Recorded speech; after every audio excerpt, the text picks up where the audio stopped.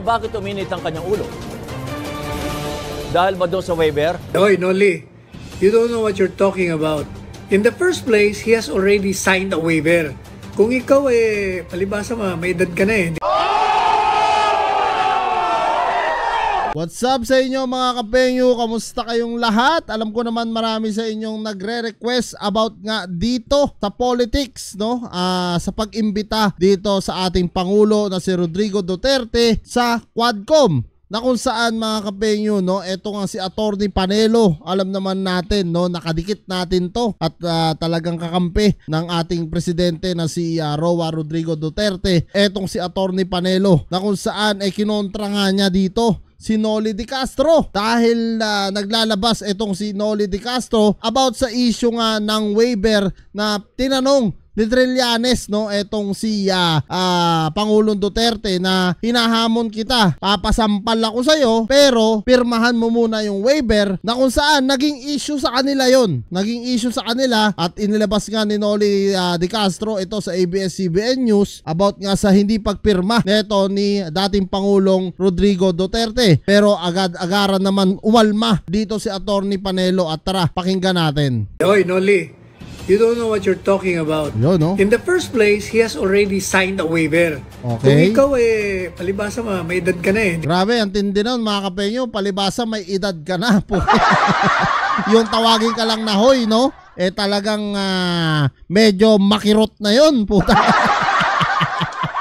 For your information, no, Noli De Castro nga raw, meron ng waiver talaga yan way back 2016. At yan nga yung sinasabi ko sa inyo mga kapengyo nung nakaraan na naglabas ako ng reaction video about nga dito kay Trillanes versus President Duterte, na kung saan talaga namang inabsuelto o tapos na yung issue na yan eh. Binabalikan na lang talaga neto ni Trililing, no, na kung saan hindi na big deal yan, no. Kumbaga naninira na lang talaga etong si Trililing dito sa Quadcom. No, kaya nga nagtataka ako sinong Poncio Pilatong nag-imbita, no, dito kay Trililing. Alam naman natin lahat mga kapengyo na kontrapelo lang yan, kontrabida lang yan dito kay President Duterte, no, sa lahat ng mga palakad niya. Kahit naman nung araw bago pa lang maupo itong presidente natin, talagang kinokontra na yan ni Trililing.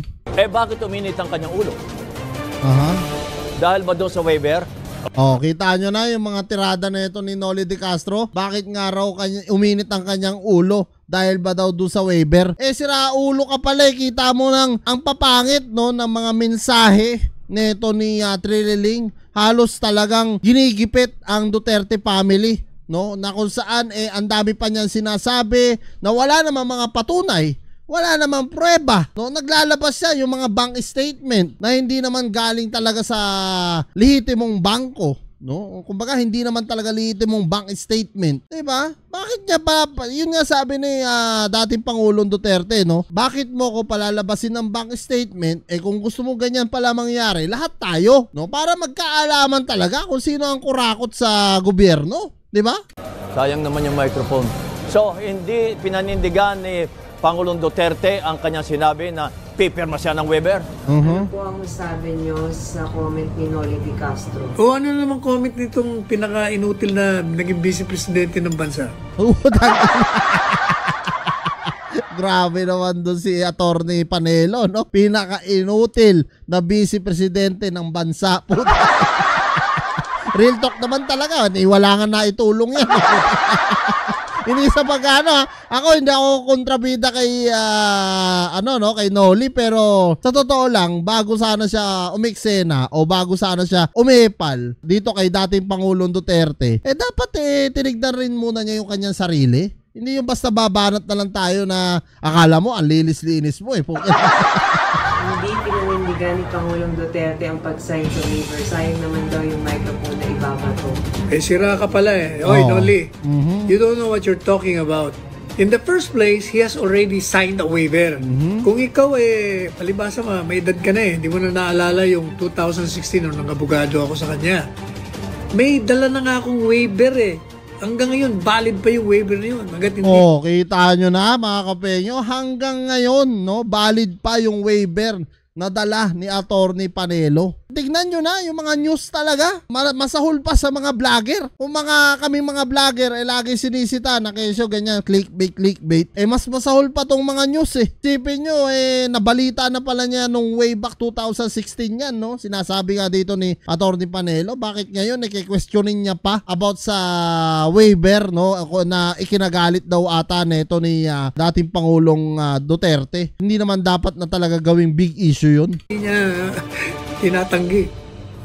Binalidate niya na nga Pangalawa, kahit may waiver, kung joint account, kailangan yung kabiyak niya o si VP Sara kung ka-joint account niya o sino bang ka-joint account niya, alam may waiver din. Yun pala kita nyo na, tinuruan ka tuloy ni Atty. Panelo. Problema, pag hindi mo linya, Noli, tumahimik ka. Tama, Magkaibigan tayo, pero kumisa nakakapundi ka Taragis malupit ang salita dito ni Atty. Panelo Sipin nyo, kahit pa magkaibigan niya mga kapenyo, tablahan talaga kasi epal lang wala namang kumbaga wala namang malaking naitulong sa bansa, 'di ba? Unlike talaga kay dating Pangulong Duterte, kita nyo naman kung gaano kalaki yung naitulong niya, no, sa ating bansa, 'di ba? Hindi lang kumisa kadalasan. Gumaya lang alam mo yung pananamit niya? Wala mo kung kanino gumaya yan. Kaya lang, mali na pagaya, mali ang mga kulay. Ako ang paboritong guest naman kaya noon kita nyo na. Gaya-gaya pa pala kayo kay Atty. Panelo. Putang Ayan, si Tid Pailo. Diyan nila nakita yung mga mga galawan talaga. Fashion suits. Mga branded suits. Ginagaya niya. Kaya lang, Noli, kung sino man ang fashion stylist mo, yung mga kulay combination mo, ako, Diyos ko, ano ba yan? Ayan, nakatsawan tuloy. Kaganda-ganda kasi hindi kita sinasaling. Hindi kita pinupulaan o pinupuna. Kasi nga, wala naman akong nakita ng mga nakaraan na dapat ipula sa'yo. Pero ngayon, lately, hindi magaganda ang mga banat mo Gaya nung akala mo kung sino kang yung parang binubuli mo o niyayari mo yung isang abogado. Mali yun. Ngayon naman, bumabanat ka na naman. Totoo yun mga kapenyo. Alam nyo, minsan, hindi ko naman nilalahat ng news pero minsan talaga yung iba bias Sa totoo lang. Katulad niyan, no, parang feeling ko sa Quadcom nga, parang feeling ko ito hindi ko nilalahat ng mga taga Quadcom pero feeling ko lang talagang pinagkakaisahan. Meron pa rin yung parang yung parang backlash kung saan ang dami tinatanong kay Duterte at talagang binibwisit niya si Duterte at saka parang walang respeto, no? Isipin nyo dating pangulo yun, gaganong-ganunin nila kung tawagin nila Duterte, 'di ba? Dapat gumalang man lang tayo, 'di ba? Kahit na hindi na sa nakakatanda, sa dating pangulo na lang. Hindi pa pwede yan, Noli. Mabuti na yan, pinupuri kita kaysa binibira kita. Hindi na sabi ko kay Martin Sabi ko, Martin, mas maganda, gusto mo maging presidente, mas maganda pinupuri kita sa programa mo kaysa kinikriticize kita. Tama. Oo yan. Pagbastos. Wala, binanatan ka ni Noli de Castro. Wala ka daw isang salita. Bakit daw? Sinabi mo, sasayang ka ng waiver, tapos kinukontra mo. Kaya binira ko siya, sabi ko, Noli, ikaw ang pinaka-inutil na vice presidente ng bansa Grabe yun, mga kapenyo. Sakit nun. Ikaw ang pinaka-inutil, inutil ng bansa, no? Na vice presidente.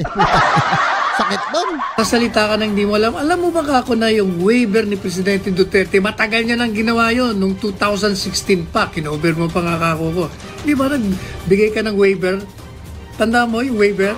Kaya lang hindi ka ako nirelease kasi joint account. Yung isa, anak niya. Kaya yung bangko, hindi ni-release. Pero sa totoo lang.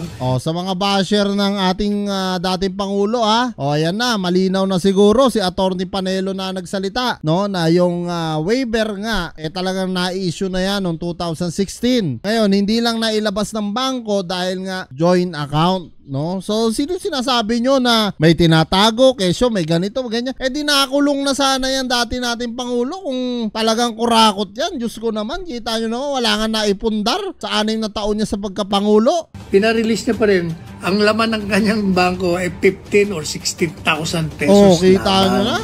15 to 16,000 pesos lamang, no? Ganyan po kakuripot o katipid o ganyan po tayo kamahal ng ating dating Pangulong Roa Rodrigo Duterte. Kaya po talagang hindi niya inaano ito, no? Hindi niya sinasakim ang pera ng bayan. 'Di ba? Dapat ganun. So yan mga kapenyo, ano nga masasabi nyo dito sa mainit na banat ni Attorney Panelo kay Noli De Castro, na kung saan talaga namang nakikialam itong taong ito, no? Porque nasa kanila ang media, nasa kanila ang news, pwede na nilang sabihin yung gusto nila. Hindi nila alam, may social media na. Mas malakas ang social media kaysa sa mga TV host ngayon, no? Maniwala kayo mga kapenyo. Kaya relax lang tayo sa pagsasalita, Mr. Noli, no? Wag po tayo basta-bastang bumabanat na lang, minsan tingnan din natin ang sarili natin. So ayan mga kapenyo, comment nyo na lang down below kung meron pa kayong mga gustong ipa-reaction video. Maraming salamat. Kita-kits na tayo sa mga susunod kong vlog.